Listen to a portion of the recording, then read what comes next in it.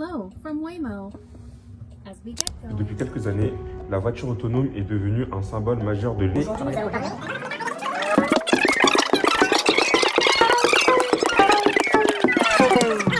les prix qui vont avec. Merci de nous avoir. Ça, c'est un exposé qu'on a fait en 30 secondes avec une IA. Et franchement, c'est propre d'un point de vue technique. Tu as les niveaux SAE, les questions éthiques, le phénomène de troller. Mais on est en sciences humaines et la question, c'est pas une question d'ingénierie de savoir si Tesla, c'est de niveau 2, 3 ou 5. La vraie question qui est au centre et sur laquelle on va orienter notre sujet, c'est de savoir pour nous, pour nos enfants, pour les enfants de nos enfants, qu'est-ce que ça va changer de déléguer notre mobilité à une machine.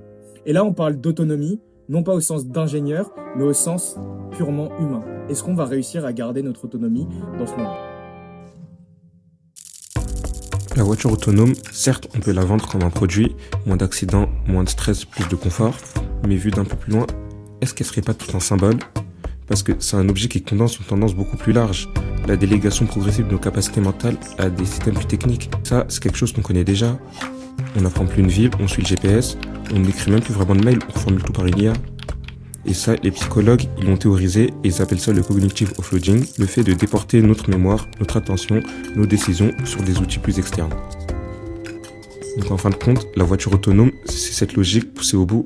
On fait même plus l'effort de retenir nos trajets, on délègue la responsabilité de notre propre mobilité.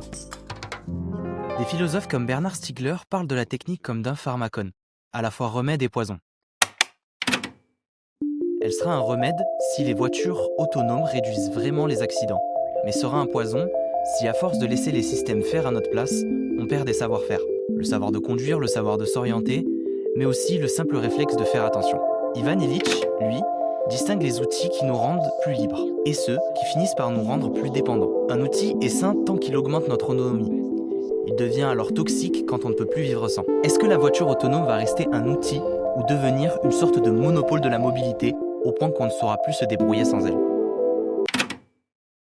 Ok, imagine-toi un ado en 2040 qui utilise la voiture autonome pour se déplacer.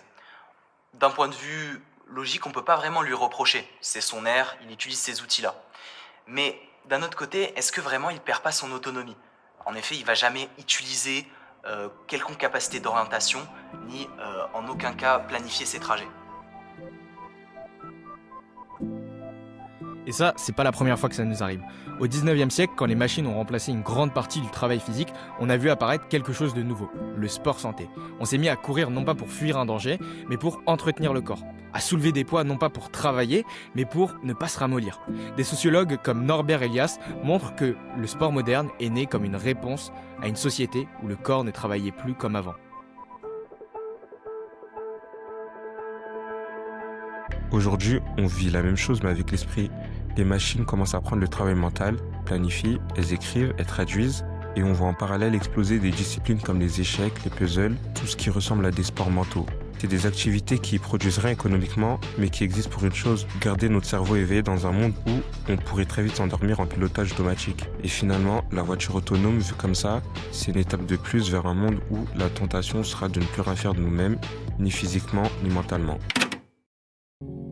Alors, on fait pas cette vidéo pour dire la voiture autonome, c'est le mal incarné, il faut absolument l'interdire. On sait qu'il y a plein de gains qui sont énormes en sécurité, en confort et en accessibilité, mais ce qu'on veut pointer du doigt, surtout dans un cours de sciences humaines, c'est le risque silencieux d'oublier de se demander ce que nous, on devient dans l'histoire.